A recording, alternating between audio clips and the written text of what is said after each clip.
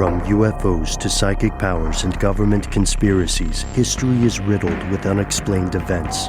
You can turn back now or learn the stuff they don't want you to know. A production of iHeartRadio.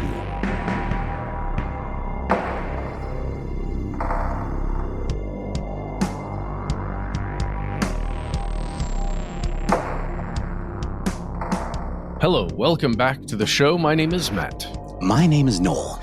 They call me Ben. We're joined, as always, with our super producer, Dylan the Tennessee Pal Fagan. Most importantly, you are here. That makes this the stuff they don't want you to know, and a message from us to everyone listening. Ooh, baby, you smell good. Mm-hmm. Sex Panther. I'm just going to leave that right there. Yeah. We can smell you through the phone. Right, through the miracle of modern technology. In the right circumstances, who doesn't love to hear that? First off, don't call HR. I'm not hitting on anybody. It's just you're hitting on the whole audience. I think it's a great reference, and I hope it gave everyone a chuckle. Noel, I love the Sex Panther reference. I know it gave you a laugh, and Dylan, I can picture you giggling a little bit. Hopefully, well, they say it's like a dirty diaper full of Indian food or something like Brian, that. I'm going to be honest with you. That smells like pure gasoline. I feel like that's also a send-up of Drakkar Noir, one of the most divisive colognes. Is it? It's divisive, man. I didn't know that people Drakkar who Noir. like it. Yeah. People who dislike it, capital D, dislike it. Yeah. I think I maybe mentioned that I've become a bit of a cologne guy, and I have a little boudoir collection of colognes, and I do not own Drakkar Noir. You and I both bought a cologne while we were on the road. I bought correctly. I bought the same one you did. I bought a couple of scents at it's called like Aviator or something like that. Navigator. Thank you. Well, we got close. Yeah. You were super close. We also. I don't know if this has happened to anyone else, but if you are in a long relationship, have you ever kept an article of clothing from a loved one, like their shirt or something like that, for the smell? No.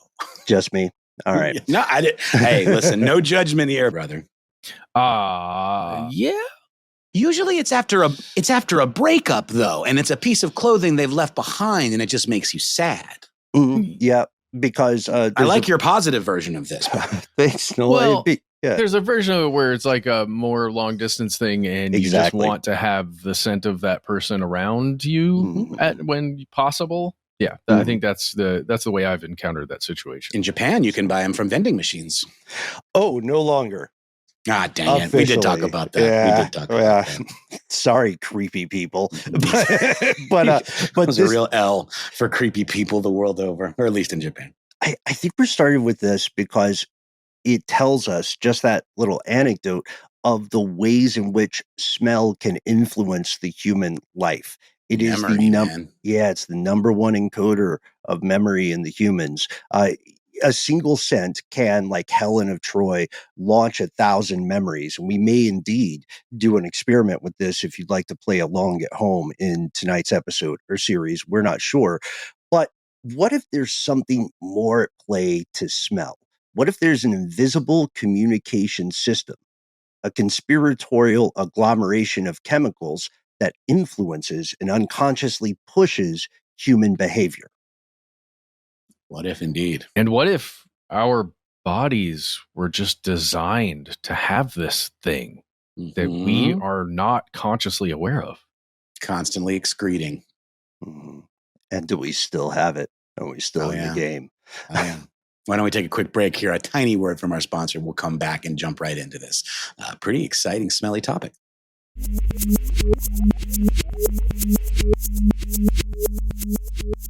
Here are the facts. All right. They're called pheromones. Are they real? Headline is yes, pheromones are real. They're often misrepresented or misunderstood. We were talking about Dan Harmon's going to be so mad at us for complimenting a heist film. But you guys remember Ocean's 13? We love a heist film. Dan Harmon be damned, if you ask me. Absolutely. I'm the bag man. That's all that matters. And Ocean's 13 was kind of a banger. They're a fun series of movies. Bit of a romp. The Pick of Destiny, one of the finest films ever created, is a heist film. I mean, making a movie is already kind of a heist on a studio. Sure. Yeah. So therefore is not any film at some level a heist, sometimes the studios are the heisters. Anyway, in Ocean's 13, there is something called the Gilroy pheromone, and it's deployed in the film as though it's a known grift, right? And the idea is you can take a patch, a dermal patch, similar to like a nicotine patch or something, and you can put it just below your jawline where it touches your circulatory system, and it will emit a pheromone that makes one absolutely the sexiest person in the room. That's not true. And actually, it's a shout out. The reason they're calling it Gilroy is because it's a shout out to the longtime screenwriter of the Jason Bourne franchise. Anyway, that doesn't matter. That's for a different show.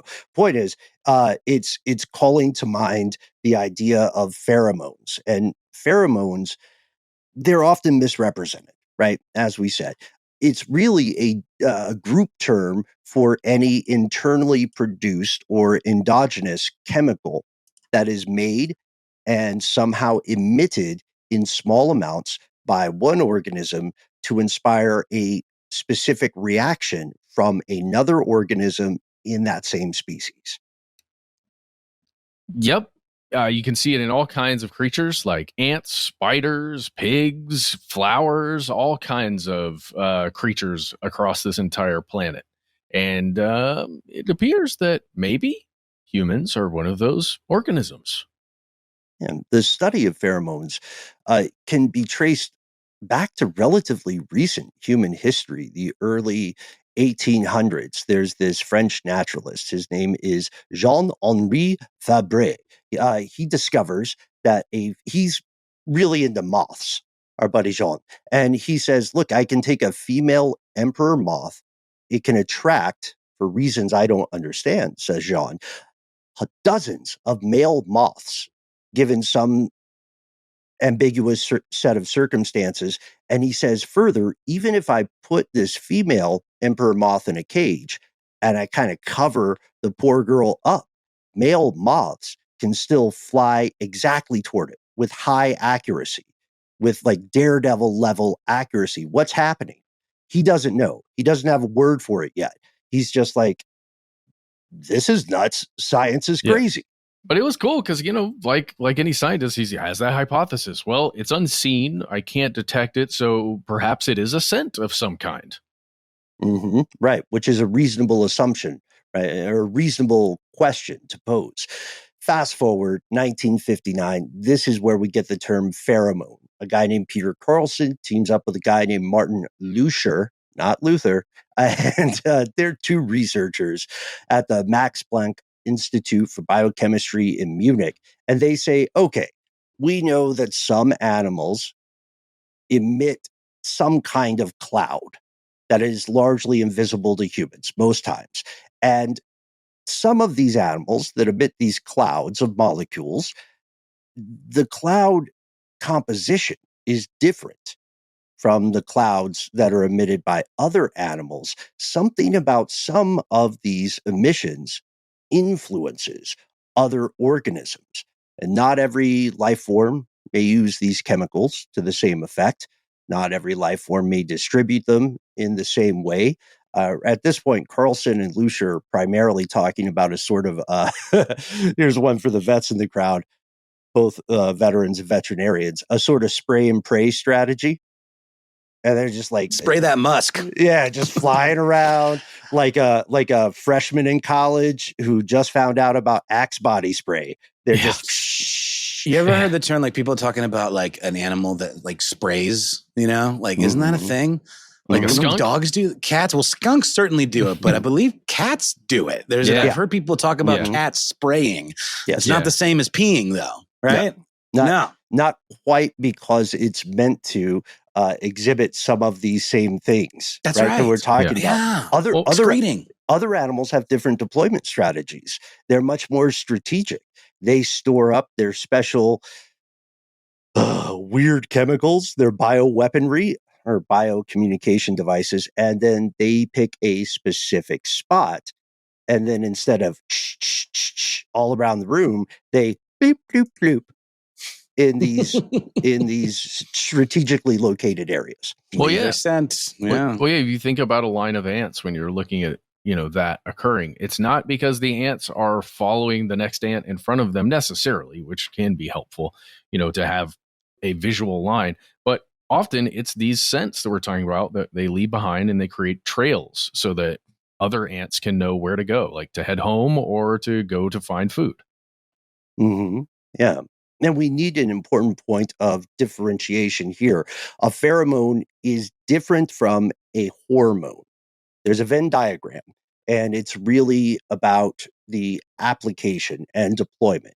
So both pheromone and hormone are group words for signaling molecules. They're mostly made of proteins, but hormones in any living thing are defined by how they act within and upon the creature itself. Pheromones act outside of the body and are meant to alter or influence the behavior of another organism, a separate thing outside of the almost always in the same species. It's weird because there are different kinds too within that. There are releaser pheromones that have like that fast acting effect on things, and then primer pheromones that are slow paced and have more to do with behavior and development, especially in young or creatures, whatever the young is of usually a female who is releasing the pheromones. Right. And there are alarm pheromones, and then of course of great interest to the humans, the ones that may influence reproduction and attractiveness. For the pheromones, and pheromones as well. The etymology nerds in the crowd, I think, will enjoy the way these guys came up with the term. Pheromone from the Greek word pheron, to bear or to transport, and from the word hormone, to stimulate or to excite. Our pals Nathan Chandler and Nicholas Gerbis, writing for our old alma mater, How Stuff Works, put it this way: pheromones are a chemical way for creatures to, quote, transfer excitement from one to the other. They're everywhere. Earlier, just mentioned insects, a lot of vertebrates, mammals are not immune to this. They're present in crustaceans. This is of interest, I think, to all of us. Birds don't seem to be in on the game. That's a good point. They poop on things, but they don't really, why is that? They don't have the glands? In terms of pheromones, I mean, we could, as we'll see, we can maybe conclude it's because of narrow scoped research. Maybe we just don't know. They do a lot of mating rituals, a lot of movement-based attractions, very elaborate dances and things like that. Dances and shouts. Yeah, they're more b-boys. Sounds. Yeah. Yes. Yeah. Well, there are these things that, thanks to SciShow, which is a show on YouTube that we used to check out a lot, at least back when we were making videos and stuff. They put out a video in 2016 called "How Pheromones Affect Who We're Attracted to," and in there they specifically are talking about organs that are not present in humans and that are not present in a lot of different animals that can specifically pick up pheromones. So the specific signaling molecules, chemicals that are not something that we would pick up through our nasal passages and our olfactory senses. The vomeronasal organ. Yes, correct. So like the fact that if you've got some animals that don't have that thing, that specific organ, they're probably not going to be making use of this, or could even tell if another creature in their species was making use of it. Which is interesting because it implies this sort of ordered communication matrix, I guess we would call it, where like animals can almost communicate with each other, but it's going to be something that's going to completely elude other species. Right. Yeah, to the idea of a hidden conspiracy of communication. Look, pheromones also exist in some fungi, algae, slime molds. They exist in, or algae, I should say. Notoriously great communicators in other ways. Notoriously fantastic communicators, and pheromones play a big part in that as we've defined them. So this stuff is real. It's going to be invisible to the human eye. Going back, I want to spend some time on ants because you won't walk by a trail of ants invading your house, chasing a errant milk dud, and see some sort of glowing purple trail, pulsing, full of ant pheromones, but they do use these specific scent chemicals to guide other ants to food. Termites, and ants in particular, are world famous for the complexity of their pheromonic systems. Pheromonic, a word I think I made up. It doesn't matter. I think you did good. If it doesn't exist, it should, and it does now. Welcome to English. We're all still learning it. But these little guys, they have libraries worth of chemicals that are used to communicate and coordinate movements of their massive colonies, So there's an interesting note, and I'm sure we've all heard this. Did you guys hear that some people are convinced they can smell ants? Just the presence of ants? No, I haven't heard anybody claim that one. I guess, we move in different circles outside of work. So. Yeah. But hanging out with the ant people over here. That's a weird one. I'm still not sure how to Elon took the word grok from me. Parse. I always like parse. You. That's great. Yeah. That's a great save. So humanity still doesn't know fully how pheromone science works across the board. Instead, humans know how some pheromones work in some creatures. But we can, even with this, we can see some astonishing commonalities. So maybe we talk about this and stay with the ant example for a moment. Yes, let's. So first, using chemicals to communicate is super evolutionarily advanced sense. If we haven't indicated this already, we're pretty impressed by this ability in the animal kingdom alone. In some environments, like with birds, for example, like we were talking about, visual or auditory signals might not be as efficient, because densely, vegetated areas, for example, not good line of sight. A lot of insects are very, very small and they're not exactly seeing the other insects. So why not find a scented way of communicating? I'm speaking to the great creator here. Just go for that. That'd be a good one. Imagine if those hypothetical ants that you're talking about, Ben, just were like yelling at each other instead of, there's too many of them. It's just not practical. Hey guys, there's a milk dud. Guys, Alvin said there's a milk dud. And you just have a line. Ants the movie, milk dud, guys. I think makes the joke for sure. Something along those lines, not the milk dud thing. But it's that way over there. Yeah. So that's I love that because, you're signaling, in this case, pheromones are being used to communicate in this way, like generally a positive thing, right? But we also know leaving a hobo code or something, right? Sure. Yeah. Or Hansel and Gretel breadcrumbs of smell. 100%. Oh, exactly. But we just, the creepy thing here, I think, is that can be turned on its head by another species, like a predator species, like this exact thing that you're trying to communicate through these smells, these scents, whatever we're going to call these pheromone chemicals. Do you guys know about the American female bolus spider? Ooh, do tell. Okay. This freaked me out because it weaponizes this ability that some creatures have. Female American bolus spiders do this crazy thing where they don't create a web or something like that you would see generally, at least here in the Georgia area.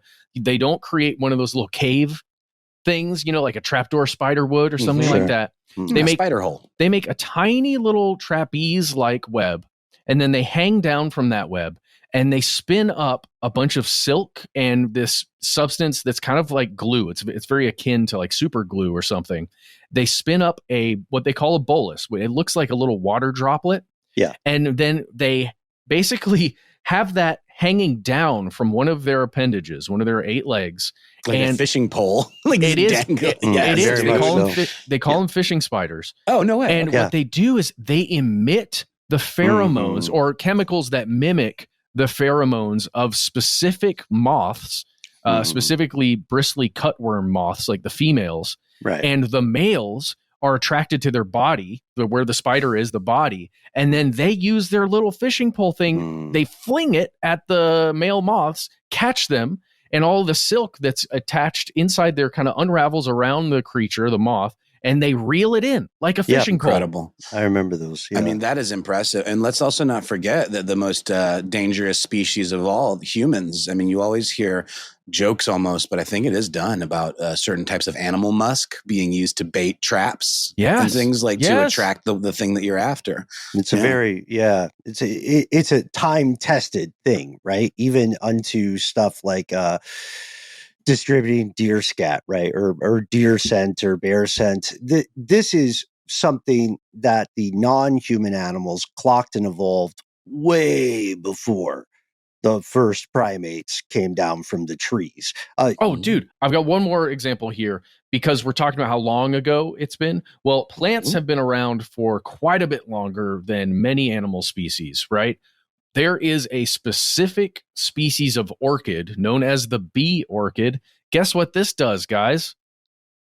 Attracts bees? It looks like a dang bee. No. It's an orchid that has cooler. It has the bottom part of it. It looks like a bee, and then it emits mimicking pheromones, or it's very much like, again, pheromone chemicals that mimic specific female bee pheromones, so that the males will come over and attempt to mate with the orchid and grab all that pollen and spread it all over the dang place. Wait, but doesn't this already happen though naturally with flowers? They're just looking for an edge. This orchid we want more. We need more attention, so we're going to look like a sexy bee. What causes that? That's the big question, right? What causes that kind of change in a plant species to where it is now creating the chemicals that it needs to attract the pollinator? It's unbelievable. Yeah, similar to the many other cases of symbiotic communication or interaction, there is specificity, right? That's key. You can see it in the world of parasites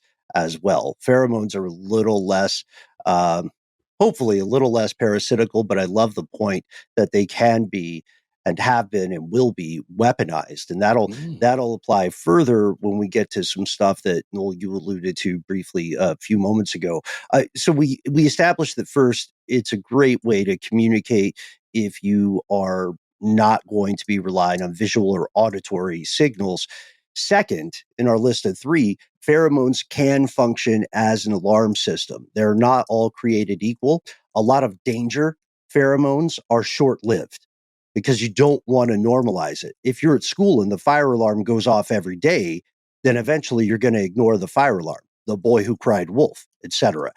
Third, pheromones definitely do play a big role in predation, in attraction, in reproduction. They influence the sexual development of insects, plants, as well as a surprising bevy of mammals. Now, not to call anybody out, but a lot of us in the audience tonight are humans. So how does this apply to me? We may be asking, classic human question. This brings us to the humble Homo sapien. It is no surprise, right? With all the proven science, even though I guess you could say it's kind of recent in that a lot of the best work has occurred in the West in maybe less than a century. It's not surprising that human scientists have instantly sought to understand what, if any, role pheromones play in the great human story. So, for instance, can humans create chemicals that mark territory? Let's put our pee jokes here. I think it's still legal to pee outside in Finland, by the way. I mean, we've all seen maybe a dog marking its territory, right? There's a chemical reason they're doing that. They don't just disrespect the proverbial fire hydrant. Can humans create something internally? Can humans secrete something that inspires attraction in mates? Can humans secrete a substance that warns their fellow humans and human-like things of danger? It's weird because for a long, long time, modern science thought, yes, this applies to all animals except for us. When it comes to humans, all this pheromone talk is malarkey. It sounds good, but it doesn't pass, Dylan, help me out here, the smell test. Not walking it back. No, if ever were it appropriate. So we've already got so many fantastic threads to pick up, right, in our bolus here. However, we're in a new age of this science. We are learning things that may just upend everything humans assumed they knew about the pheromone. Well, hey guys, why don't we take a quick pause here? I think it's a good breaking point and hear a word from our sponsor and then come back into the human experience of all of this.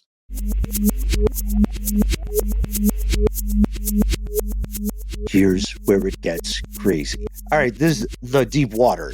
That's what this is. The headline is the following. Pheromone research remains murky and controversial when we're talking about humans. This is due to several factors. A few of them are painfully obvious and a few are hilarious and surprising. First, we got in front of this one.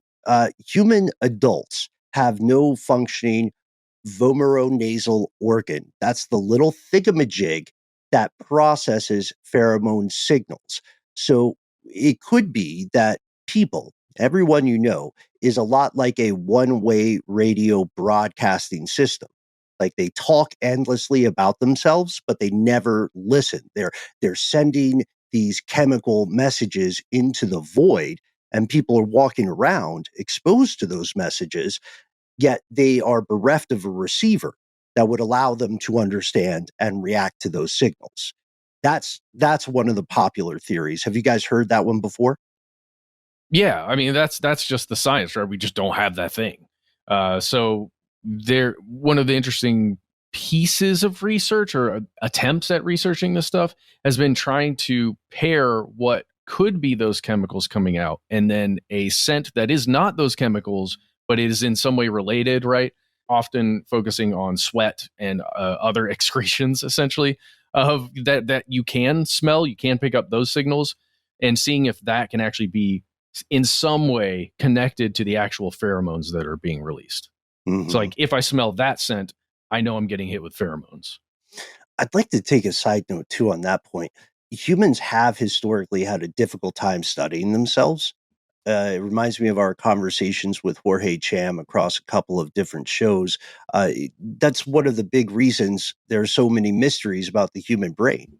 It's very difficult through methodology to ask a thing to study itself.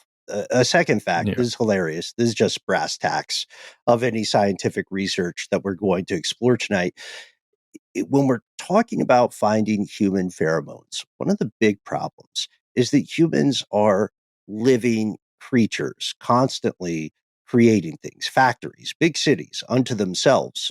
They're big universes unto themselves, which means humans are smelly. One of the biggest challenges in pheromone research, this is a true story, is finding cleanliness and baseline odorlessness in human participants, because that's not we're trying to create a control state that does not naturally exist. The chemicals that produce smell in humans are often natural, and they come from a panoply of biological processes, or processes, if you want to put a tie on it. Things like diet, your health, your age, your level of exercise, any medical condition. That might be a story for another day. But a pheromone is an invisible passenger in this chemical mix. A smell itself is not a pheromone. Maybe like a good metaphor for this. Well, we'll see what you guys think. Imagine an airplane, okay? And let's think of the smell as the exhaust from the engine, right? The contrail or chemtrail if you're nasty. That's the stuff you can consciously perceive. The plane itself is an agglomeration of factors: wind, sweat, skin flakes, fabric, all the stuff that could carry that sensation to you. The passengers on the plane, the folks riding the plane, those are the chemicals you don't see. So scientists are very much like detectives here. They're trying to figure out who's on that plane.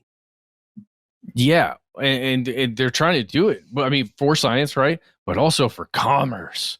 Imagine if you could unlock the things that make others become attracted, like we were talking about in the very top, right?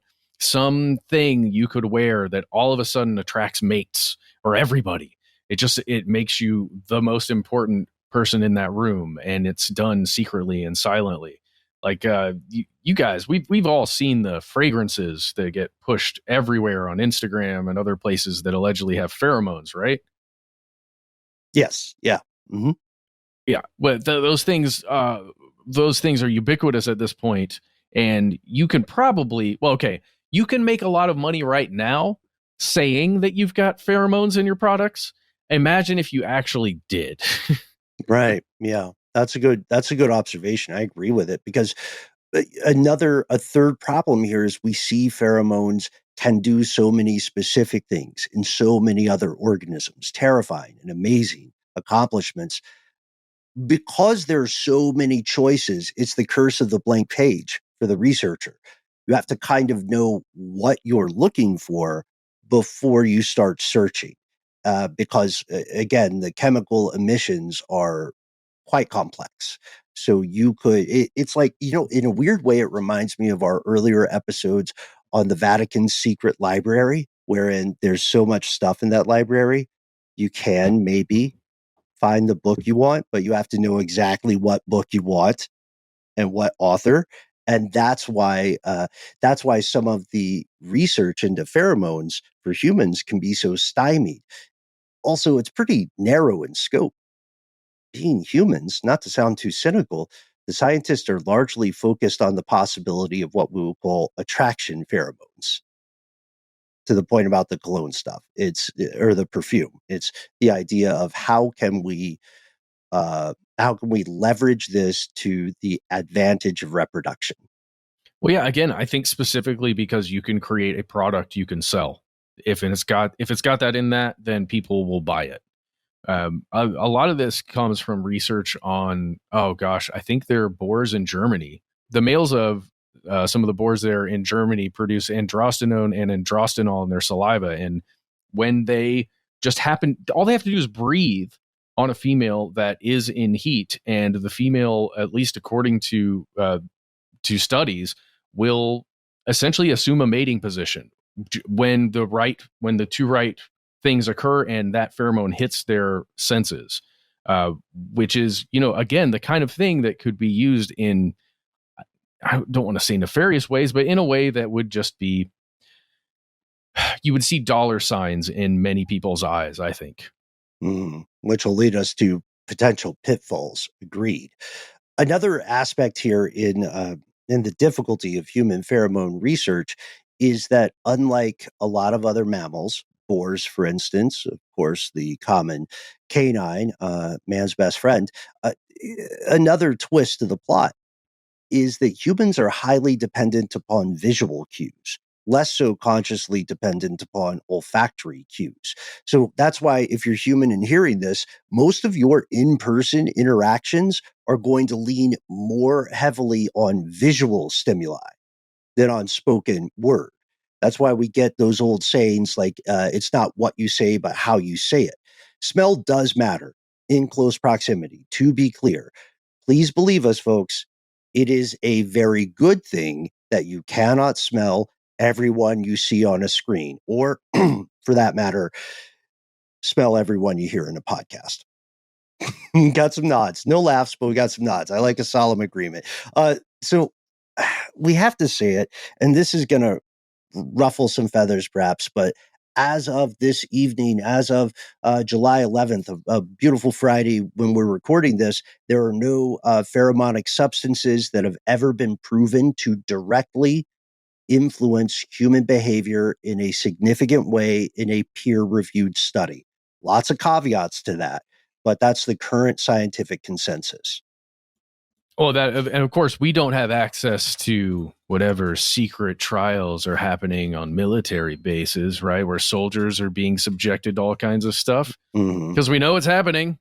He says kind of conspiratorially, but also, yeah.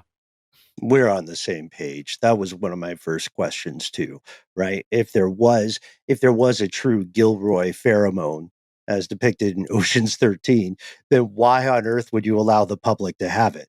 You would want it for weaponization purposes. So maybe there really is one. Perhaps. They call it the Kissinger scent. Right. No. Yeah. Everybody's walked out of the meeting saying, screw Southeast Asia. That guy smells fantastic. Kissinger from a rose. Yeah. Shout out to Seal. Yeah. How else did that guy have such sway? I don't know, man. Demonic powers. Powers and Musk.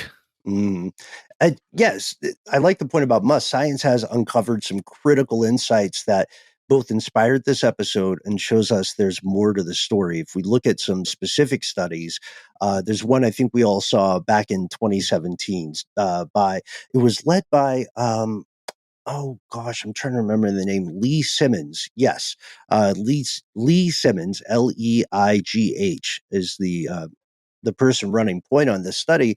And what they did was pretty interesting. They had people self-identify as heterosexual. And they said, okay, we're going to show you a series of opposite sex faces. So if you are a lady and you're into dudes, we're going to show you some pictures of dudes and you give us the hot or not rating.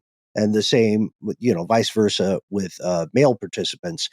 And the trick was that they were asked to rate these faces after being exposed to 2 steroids. And this calls back to the earlier mention of the measurements of swine, right? At this point in 2017, these two related things, androstenedione, or AND for the purposes of my terrible English, and estratetranol, or EST for the purposes of terrible English, they said, we're going to expose these people to these things because we think they may be human pheromones. AND is found in male sweat and semen. EST is found in female human urine. So the participants get exposed to this. They're also asked to judge neutral faces, right? 2017. So we got the Photoshop technology. These are images of men and women blended together into a single gestaltic face. And Science Magazine, I think, does a lovely job depicting the mission of this study.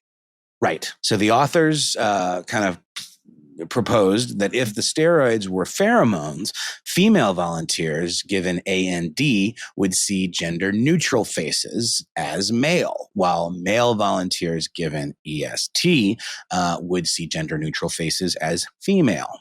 They also put forth a theory that the steroids corresponding to the opposite sex would lead the volunteers to rate opposite sex faces as being better looking. And what did they find? Yeah, how'd that work out? Per the leaders of the study themselves, they found no measurable correlation. But it's important I know, but it's important to note. Lee Simmons, who we mentioned earlier, said, "Look, human pheromones probably do exist. The issue is only that none of them have been conclusively identified." And Simmons went on to do more work in this field, by the way. We kind of picked this study because it created a back and forth, a proper discourse. Other scientists and experts in the field are chiming in. They're raising questions about how the study is conducted. And a lot of people were agreeing with Simmons, and they were saying, these things do exist. There is some mechanism at play.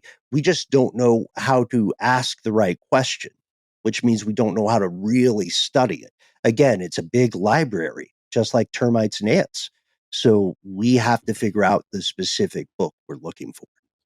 Well, yeah, it's really interesting because in this case, you're looking at, cold images of faces. And no matter what those faces look like, they're ultimately just two-dimensional images on a screen, right? Mm-hmm. And if those are indeed pheromones, how would that just affect the visual? Because as we said, we're highly visual creatures, right?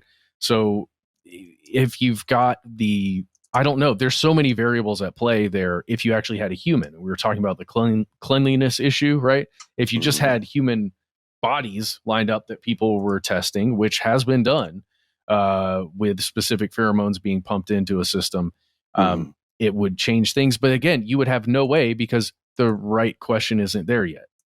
Mm-hmm. Yeah, it's the art of finding the right question, isn't it? I love that point.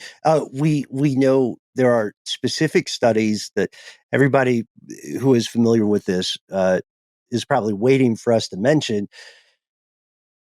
There are things that indicate some kind of hidden mechanism at play. Two of the most well-known cases, we're all adults here, are ovulation and, kid thee not, fellow conspiracy realist, the study of tears. like actual wah-wah emotional tears. The study of tears should be like a goth band name. I'm just putting that out there now. Thanks. I love that. Pretty good, Ben. That's pretty good. Man. Hey, you're the one that's good. Thanks, pal. Actually, I'm quite sad, actually. Oh, don't be sad. Well, let's talk about it. We humans excrete some things. And, some of the primary ones are down below. We excrete a bunch of all over the place in a minute. Those downstairs excretions of the night. But you're right. What do they call them? Emissions? Sure. Mm-hmm. We excrete lots and lots of sweat across our entire body. It's one of the cool technologies that mammals figured out, or many mammals figured out. Super analog. I love it. It's dope. I'm getting a lot of that right now on day 12 of my air conditioning being broken. But like it does cool stuff for us, right? But tears are another thing that are specifically linked to how one of us as an organism is doing. Like what's happening to us, how we're doing. It's a signal, a visual signal for somebody else, right? For another one of us organisms. But I wonder, and you can see like the minds of the scientists going, I wonder if that substance being leaked out of the body could actually trigger a pheromone of some sort. And it's also fair to ask, given the human eye, given its proximity to hormone reproduction centers or hormone producing centers and other, like it's in the neighborhood of the brain. You know what I mean? It feels like a dumb question. It's important to ask. We know that there are different genres of tear. There's this is stuck in my eye. I've got a piece of glass in my eye, that kind of tear. Oh, I got pepper sprayed. Well, and in those cases, the tear is designed to wash the thing out of your eye, or to like be like a self-correcting kind of little feature, right? And has a very different chemical composition as a result. Interesting. So an emotional tear is a whole different little sippy sip of reactions. Okay. But it is interesting that it's a visual cue as well as a substance, right? It says. And as we know, tears have a smell. I feel like I'm accidentally saying some creepy things in this show. But I don't think it's accidental. I think it's accidentally on purpose, if anything. But I don't know about the smell of tears. I know there's the like you wipe away tears, especially if you have a kid or something, and it's like like accidentally or just kissing somebody who's really sad. Sure, there's a salty composition. Yeah. So this isn't just our collection of opinions and anecdotes here, folks. There was a fairly recent study in 2023 led by Shani Agran that got weird with it. They collected tears. They got about 2/3 of a cup each of what they called, as you would say, emotional tears. And these were triggered by emotional responses rather than just having something in your eye. And they got these from a small sample size of 6 female identifying people who also self-identified as easy criers. And then, the ethics of this are interesting. Can someone describe what their team found when they had the male volunteers literally smell the tears? Smell the tears. The new album by Spinal Tap. Our Agron's team had male volunteers snarf the scent, as you put it, Ben, of those tears. And in doing so, they found the parts of the male brain linking aggression and smell lit right on up, and followed by a drop in testosterone levels. It just makes you, it gentles you up a little bit, doesn't it? Makes you a little cuddlier. And a drop in aggression by 43.7%. That's huge. And I just wonder if you guys have, not to make it anecdotal, but if you guys have ever been in that situation where you're upset about something and someone you're upset with begins to cry. I have felt that thing where everything switches and you're now in protector mode. Right. Which can also be weaponized, by the way.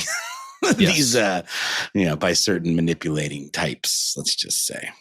Crocodile tears, I think they call them. Yes. God, I love English. A fascinating language. The further aspect here is that the team was able to identify where this happened, where these chemicals, right, that the male volunteers were interacting with when they were snarfing, where they were hitting in that body. And there are 4 specific olfactory receptors that latched on to this mystery protein in those emotional tears. It appears there's something to this. And I think maybe at this point, we continue further into the breach, because some of the most fundamental research on the mystery of human pheromones comes not from tears, not from colognes, but from ovulation. What do you guys say? Should we take a break and then dive into this one? Yeah. Mm-hmm. Swim in an ocean of tears. Ocean of tears.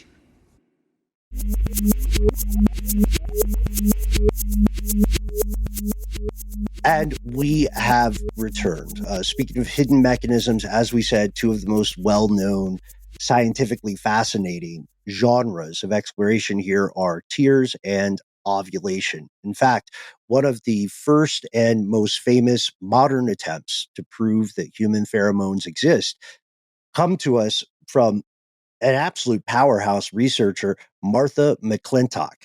In the 1960s, McClintock is a student at Wesley College, and she notices something strange. The semester starts. She's got dorm mates, of course, and this is a place where all the people in the dorm are women. She notices they have different menstrual cycles at the start of the semester. You fast forward toward the end of the semester, 3-4 months, and their menstrual cycles have appeared to sync up as if by magic. Why? How does that happen? And I think a lot of us in the crowd tonight have experienced that firsthand. Have you guys ever heard about this phenomena? I've not witnessed this phenomenon personally, but I certainly have heard, myths around it. And I do wonder if it is sort of like some of those lunar sinking things that get talked about, if it is a real phenomenon, or if it is maybe a little circumstantial. I would just say I've seen this kind of thing happen before, even on family trips and stuff, when there are a lot of women in the house and it's a longer period of time. And then strangely enough, the cycles move forward or backward, and then they get really close to each other. And again, that's an anecdote, but it's just kind of what I've seen. Oh, and in this case, we're talking about all of the women together experiencing, a cycle shift and synchronization.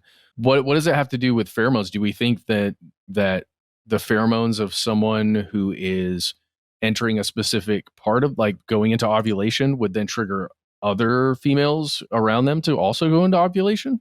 That's the question, right? Because correlation does not equate to causation, but this is a good branch of inquiry, right? All scientists are, again, essentially detectives, and McClintock is raising some of the same questions we have. What's happening? Let's look for clues. We have people who are all experiencing, at this point, a menstrual cycle. Yeah, one. But they're all in close proximity because they live together. 2, which means they're exposed to all those things that you're exposed to when you hang out with other people. Skin flakes, sweat, urine, smells, things like that. So to your question, Matt, could there be something that is interacting, some process? She is already in the 1960s, of course, as a scientist, she's already well aware of the concept of pheromones in non-human animals. So she says, what else could explain this, right? Mm-hmm. Could it be some light gravitational effect of the moon? She likes pheromones for it. She says there's got to be something. And she continues this work for decades and decades. Her initial findings are technically still a subject of debate, but it launched a global search for answers. It's a search that continues today. There's a great professor named Li-Xing Sun who wrote for Psychology Today a while back and said the following. Quote, plenty of other studies have struggled to replicate McClintock's findings. Critics have pointed fingers at everything from statistical slip-ups to pure chance. And just like that, the groundbreaking first evidence of human pheromones starts to look shaky. Now, we are layfolk. We are not the boffins in this field of expertise.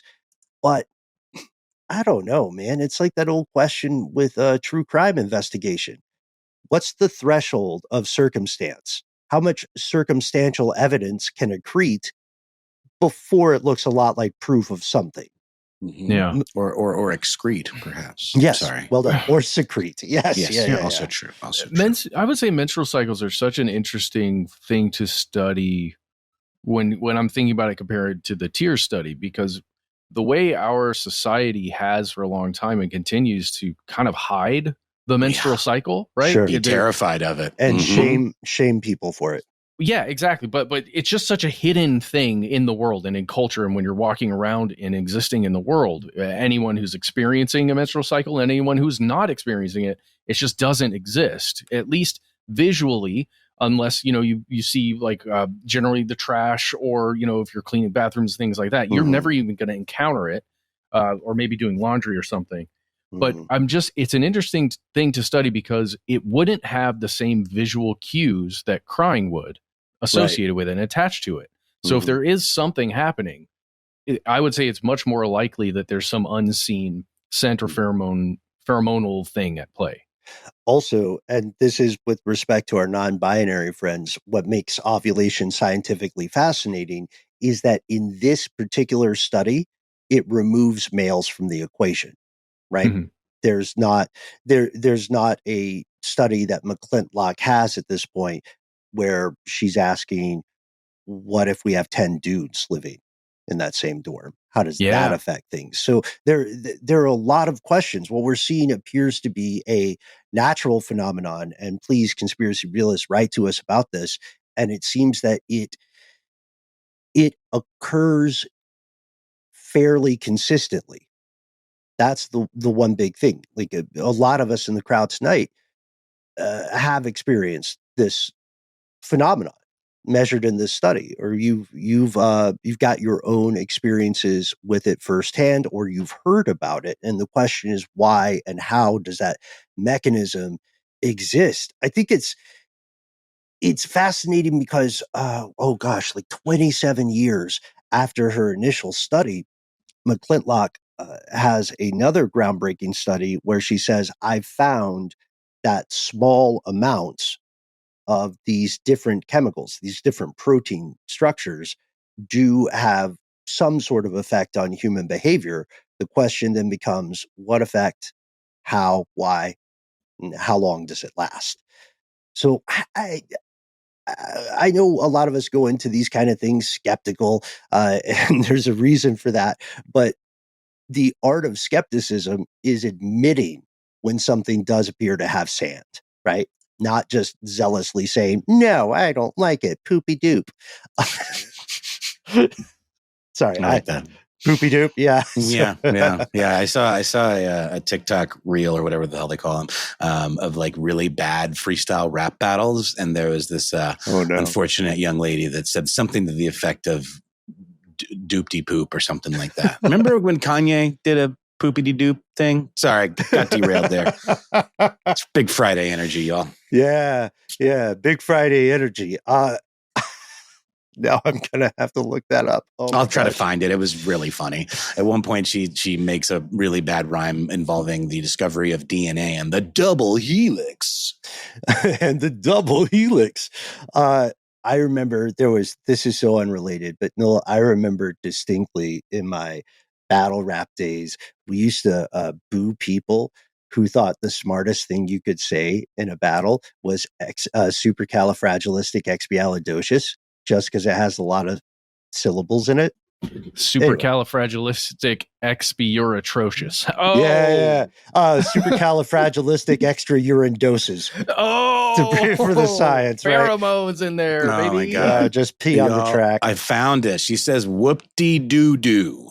I'm going to send it to you guys. At that. I love it. Well, you got to see the delivery. She's also wearing like a kind of a appropriated childlike Native American headdress at the time and is very white.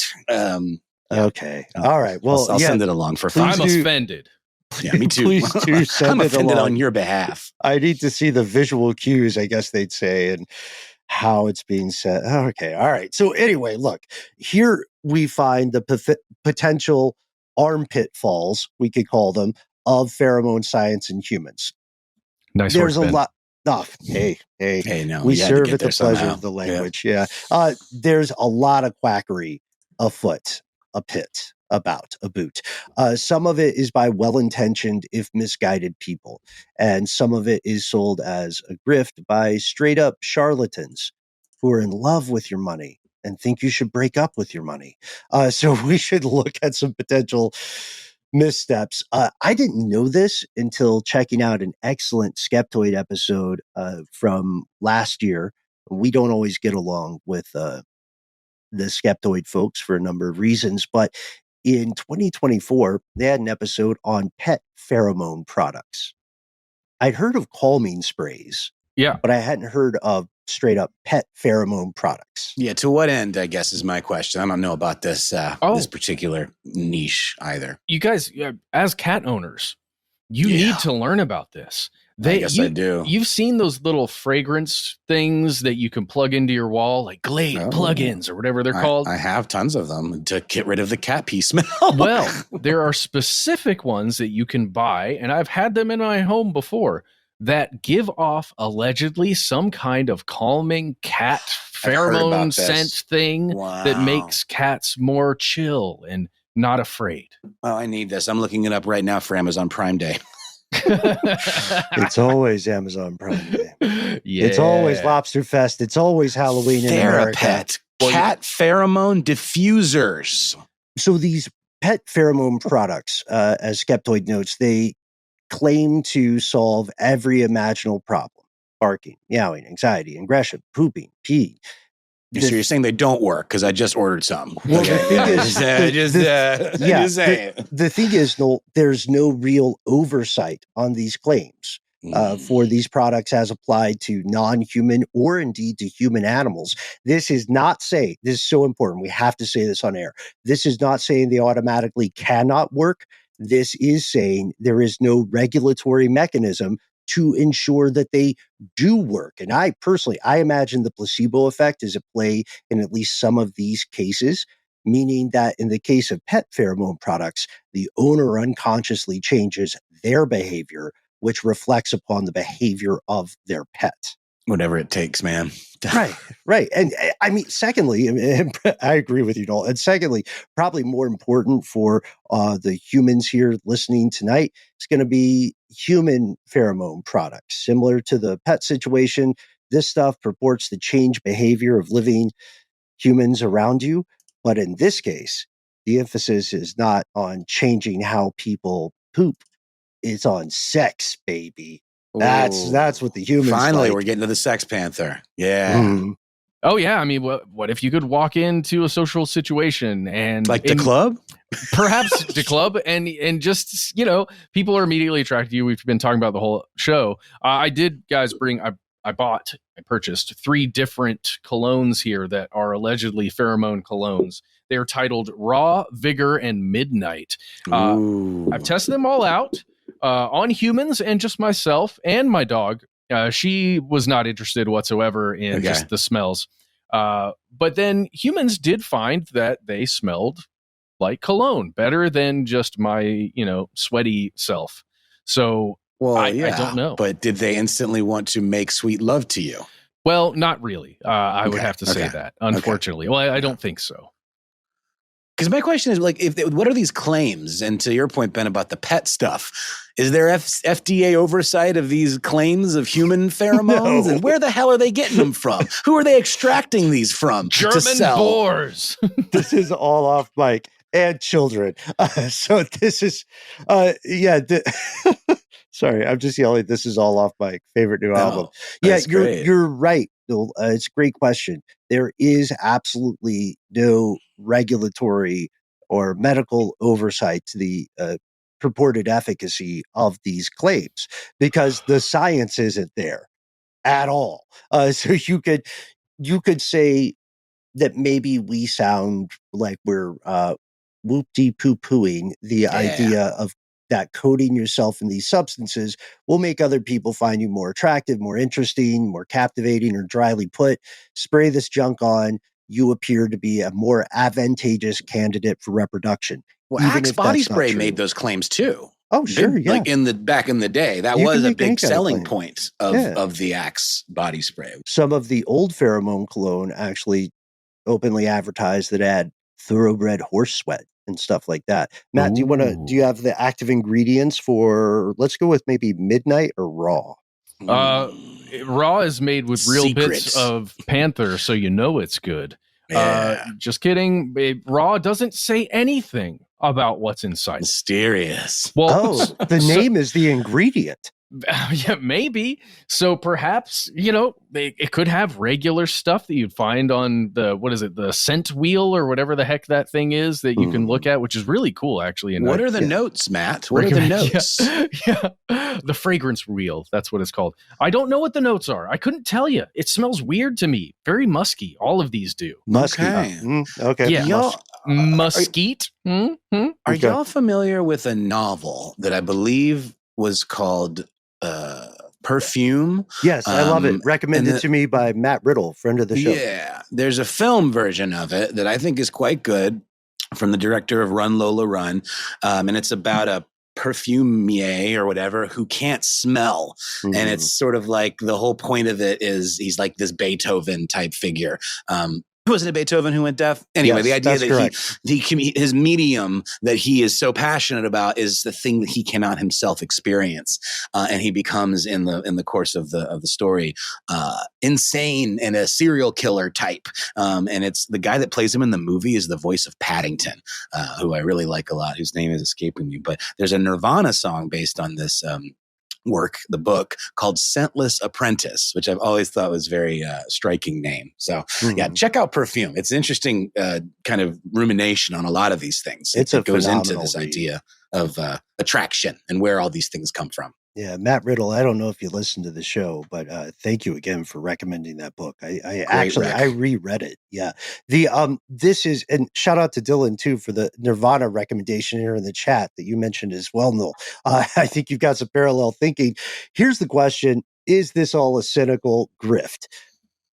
Does any of this work? We're going to ask that question because a lot of us in the audience tonight might be too embarrassed to ask aloud, right? Because your friends and your peer group and your cohort will naturally say, why are you so interested, creepy dudes? Here's the answer. Record scratch. If we could get one of those, Tennessee, perfect. Thank you. Record scratch. Yes. Sometimes it does work.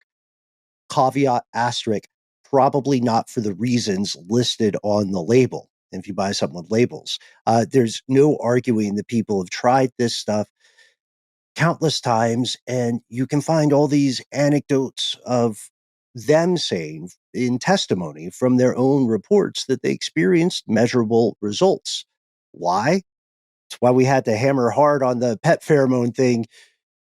The elephant in the nose here is the placebo effect. If you believe that you have access to something that gives you an edge, then it can cause you to behave differently, to be more extroverted, right? To exhibit body language, chest confidence. Up. Yeah, chin up, which is a diminishing return if you've ever seen someone with their chin too high and their chest too out. Anyway, it looks odd. It does look odd. It looks weird. I guess it looks confident, but these might be little infinitesimal adjustments, but they do add up. And as another recent study argues, confidence plus extroversion are two of the main 6 factors in what people across the globe consider cool. That's a fun study too.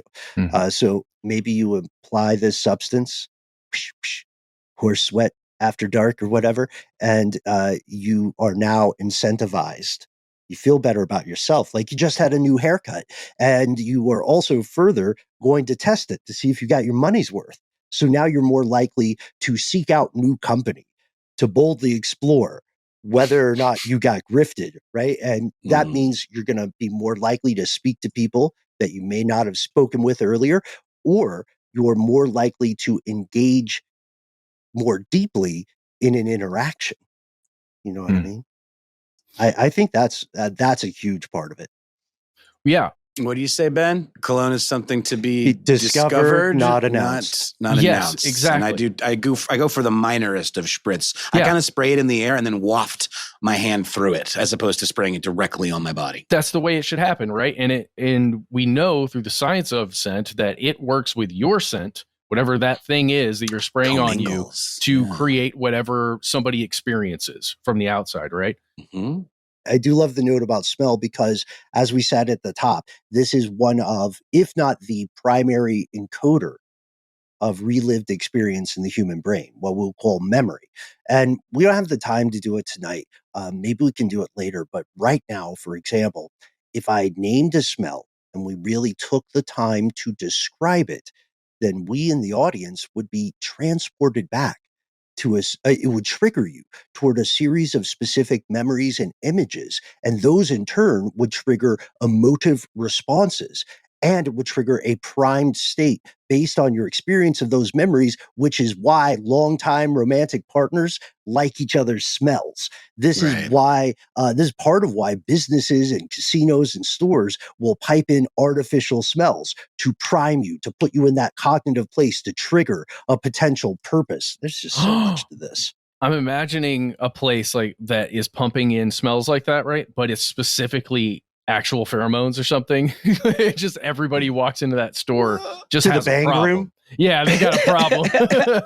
Oh dear. Well, it's interesting. I mean, you're talking about the emotional connections and the sense memory of smell. It is another fun thought experiment where if you were to quote unquote describe a smell, could you do it without describing other smells? Like at a certain point, you would need to do it from a completely emotional perspective, which I think is fascinating.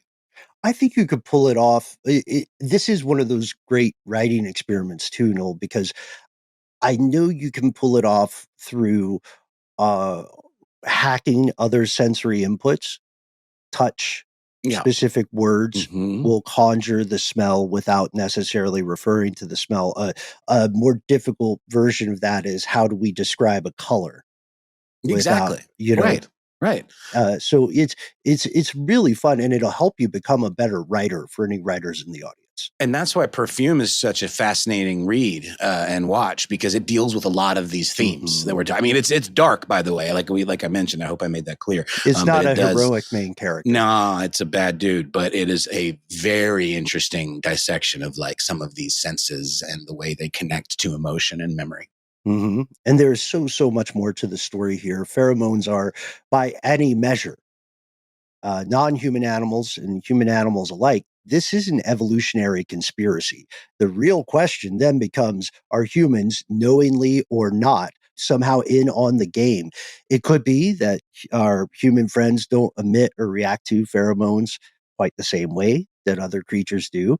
Or maybe not all humans are equal in their transmission or ability to receive these chemical signals. Maybe it's largely vestigial, like your gallbladder. Yeah. Tonsils or wisdom teeth. Yeah. Or tails. Right. We'd love to hear your experiences with this. If you're a scientist in pheromones or related fields, we'd love for you to write to us. Maybe the one thing to take away, I don't know. I think the one thing to take it away here for anybody who is traveling the haphazard roads of romance and love, hygiene. Clean yourself. Like, hygiene is, by all accounts, even more important than confidence when it comes to human attraction. No question about it. Or maybe don't clean yourself a little bit. Maybe work out a little bit. Work up a sweat. Yeah. And then take that shower because it feels so good. Wait, but then work up a sweat again, because we gotta use the sweat as maybe pheromones. And then shower again. No, okay. No. I see what you guys. I'm sorry. No, I think we're operating on counter purposes here. Yeah. Well, you're saying the stink is the attracting part. Yeah, hygiene's not necessarily smell. Hygiene's also, clean your breath, right? Clean your mouth if you can. Hygiene is much more than that. And you can find various reports from any side of the romantic spectrum that says confidence is great, but also showing you can take care of yourself is phenomenal. And unfortunately, a lot of people find that to be somewhat an extraordinary concept. Anyway, we got your back, fellow conspiracy realists. Good luck out there. We would say break a leg, but come on, in this economy, tell us your thoughts. You can afford it. Yeah, you can always write to us.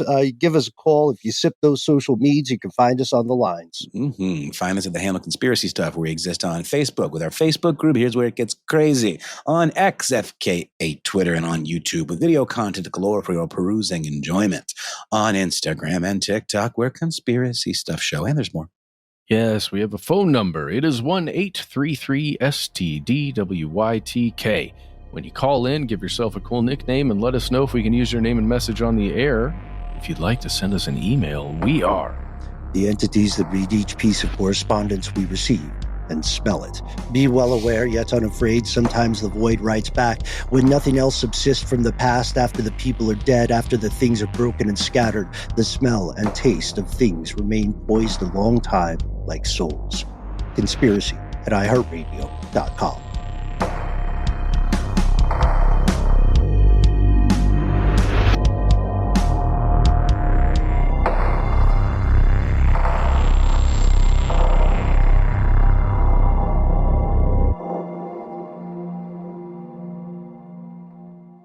Stuff They Don't Want You to Know is a production of iHeartRadio. For more podcasts from iHeartRadio, visit the iHeartRadio app, Apple Podcasts, or wherever you listen to your favorite shows.